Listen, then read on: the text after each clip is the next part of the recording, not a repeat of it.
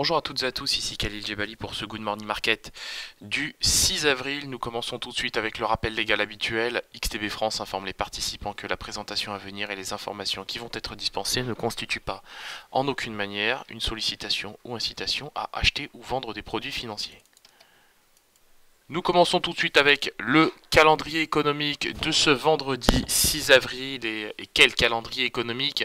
Nous prendrons connaissance aujourd'hui des chiffres du chômage aux États-Unis. Donc ce sera vraiment une séance majeure, hein, puisque plusieurs statistiques attireront notre attention.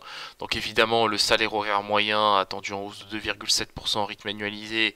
Ça, c'est clairement une statistique qui va nous intéresser, puisque vous le savez, aux États-Unis, on est dans une période de relèvement de taux d'intérêt. Donc effectivement, statistique qui focalisera notre attention. On aura aussi le nombre de créations d'emplois dans les secteurs privés et publics. Hein, donc c'est bien les NFP, les Non-Farm Payroll, qui attireront notre attention. On aura aussi bien évidemment le taux de chômage et d'autres statistiques, hein, toujours relatives au marché de l'emploi aux États-Unis. Voilà, pour le mois de mars évidemment. La séance s'achèvera avec les discours de Mark Carney, donc le président de la Banque d'Angleterre, et bien évidemment Jérôme Powell, vous l'avez sous les yeux, attendu à 19h30. On commence tout de suite avec l'analyse de la paire euro-dollar, hein, et vous le voyez, l'actif perd un peu de terrain ce matin. Donc on assiste véritablement à un renforcement du dollar, hein, depuis ces dernières séances, hein, depuis plusieurs jours, depuis plusieurs jours maintenant. Donc nous évoluons désormais sous le seuil des 1,2250, hein, autour des 1,2236 au moment où je vous parle.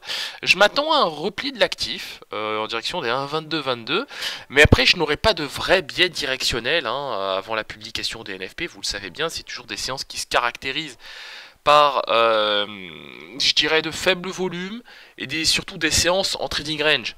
Et c'est très précisément ce à quoi je m'attends pour aujourd'hui. Donc séance en trading range, j'ai un petit biais vendeur en direction des 1,2222, des 1,2222, mais j'irai pas au-delà en termes de biais directionnel pour aujourd'hui. Au-delà de ce niveau de prix pour un biais directionnel. Allez, on continue avec le DAX 30 et le DAX 30 qui a ouvert en gap baissier. Donc il y a un petit regain de tension aux États-Unis. Il y a un Trump qui menace de nouveau la Chine d'application de droits de douane, hein. On parle d'un montant de 100 milliards de droits de douane de plus contre la Chine. Donc évidemment, hein, ça pose problème, hein, alors qu'hier on avait vraiment retrouvé des couleurs hier. Donc on a Wilbur Ross, on a Larry Kudlow qui essaye de rasséréner un peu les inquiétudes des investisseurs, mais on a un Trump qui est toujours au final droit dans ses bottes, hein. Alors tout ça est très problématique. Ça a bien évidemment pesé ces derniers jours sur le DAX 30. Hier on a tout oublié, hein, à tel point qu'on allait chercher le niveau des 12 344 points. Quasiment 12 340 points au plus haut de la séance. Alors moi je vais vous dire, quand j'ai vu ce niveau de prise sur le DAX 30, je me suis dit qu'aujourd'hui on irait faire les 12 397, c'est-à-dire combler le gap du 19 mars. Mais pour l'instant c'est pas le cas. Pour l'instant c'est pas le cas. On a ouvert en gap baissier. Je pense que ce gap sera comblé aujourd'hui. Maintenant, pour qu'il y ait un retour sur les 12 340 et même au-delà, eh bien il va nous falloir de très bons chiffres des NFP. Voilà, il va nous falloir de très bons chiffres de NFP. Donc on est vraiment dans une séance où on est data dépendant. Data dépendant, en tout cas pour ce matin, pour la première partie de la séance, je m'attends à un comblement de ce gap baissier formé ce matin à l'ouverture des cotations. On enchaîne avec le gold, et le gold qui perd du terrain. Pareil, à l'image de l'euro-dollar, j'aurai pas de vrai biais directionnel. Je m'attends peut-être à un petit repli sur le seuil des 1320 $ l'once, mais j'irai pas au-delà, hein. Je prendrai pas beaucoup d'initiatives sur cet actif, évidemment, puisque vous le savez, hein, on est à quelques heures de la publication des NFP, et c'est des séances qui se caractérisent toujours par des phases de trading range, hein, tout simplement.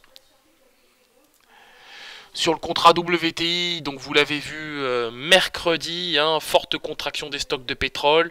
Par contre, la production aux États-Unis continue d'augmenter de manière significative, hein. Je crois qu'on est sur un nouveau record à 10,46 millions de barils produits la semaine dernière. Donc c'est tout à fait significatif, hein. Baker Hughes continue, hein, vous l'avez vu récemment, d'indiquer une augmentation du nombre de puits forés. Donc sur le WTI, on a ouvert en gap baissier. Pour l'heure, on arrive à se maintenir au-dessus du niveau des 63 $ le baril. Moi, je vais vous dire, je conserve un biais acheteur sur le WTI. Alors, je ne sais pas si on les fera aujourd'hui, mais je pense que d'ici au début de la semaine prochaine, on arrivera sans doute à retrouver le niveau des 64 $ le baril sur le contrat WTI. Voilà, on enchaîne avec l'indice S&P 500 qui lui évolue en tendance haussière. Nous le voyons, l'actif évolue au-dessus de sa moyenne mobile à 21 périodes. On travaille en direction du niveau des 2657 points. Pareil, on avait retrouvé de belles couleurs hier sur l'indice S&P 500. On a vu au plus haut de la séance le niveau des 2672.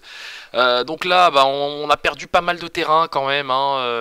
Grosse correction. Alors vous le savez, cette correction est clairement imputable à la menace, à la nouvelle menace de Donald Trump. Donald Trump qui se veut quand même très menaçant. Bon, on a un contexte aux États-Unis que vous connaissez un petit peu maintenant. Au-delà de la contraction de l'activité dans le secteur manufacturier, dans le secteur des services, eh bien effectivement c'est cette toile de fond politique, de politique commerciale qui a beaucoup pénalisé les indices. On revient de très loin quand même sur l'indice S&P 500. Ces derniers jours, on a revu le niveau des 2562. Bon, c'était très problématique. Je rappelle qu'on avait quand même clôturé pas plus tard que lundi sous la moyenne mobile à 200 périodes en D1, c'est un signal technique majeur, un gros signal technique baissier. On a retrouvé de belles couleurs, on a su se remettre de toutes ces émotions sur l'indice S&P 500. Je pense qu'on va retrouver des couleurs, mais on les retrouvera durablement que si et seulement si on a une toile de fond macro-éco, ou plutôt politico-économique, qui se stabilise tout simplement, voilà, qu'on n'ait plus un Donald Trump qui souffle le chaud et le froid sur des thématiques aussi sensibles que le commerce international tout simplement. Donc pour l'instant j'ai un biais acheteur, je pense qu'on va assister à une séance qu'on va voir un rebond technique. Maintenant le rebond technique ne sera durable que si et seulement si nous avons de très bons chiffres des NFP publiés aujourd'hui à 14h30. Voilà, et on termine avec le Bitcoin. Le Bitcoin qui, lui, a perdu pas mal de terrain, effectivement. Donc, bon, le Bitcoin, c'est toujours très problématique. On évoluait autour des 7500 $, 7400 $. Et là, effectivement, on a reperdu du terrain. On se stabilise autour des 6500, 6560. Toujours cette toile de fond qui reste effectivement inchangée sur cette toile de fond baissière qui est globalement inchangé sur le Bitcoin. On a toujours cette grosse résistance là qui s'est formée d'ailleurs sur ces dernières heures à 6805 $. Donc il y a une vraie pression baissière. Il y a une vraie pression baissière, on peut pas l'ignorer. J'estime que les prix sont susceptibles de rallier le niveau des 6400 $. 6400 $ évidemment pour un seul Bitcoin. Pour un Bitcoin, on est susceptible de rallier ce niveau de prix sur cet actif. Voilà. Allez, on se quitte sur cette note. On se retrouve bien évidemment à 15h15 pour notre live trading. Donc séance à ne pas manquer, séance majeure. Nous décrypterons ensemble les chiffres de l'emploi aux États-Unis. Il y a beaucoup de choses à dire. Il y aura sans doute beaucoup de choses à commenter, plutôt, je devrais dire. On a pris connaissance de quelques statistiques ce matin, rien de bien transcendant, notamment au niveau de la production industrielle en Allemagne, mais qui s'est quand même fortement contracté.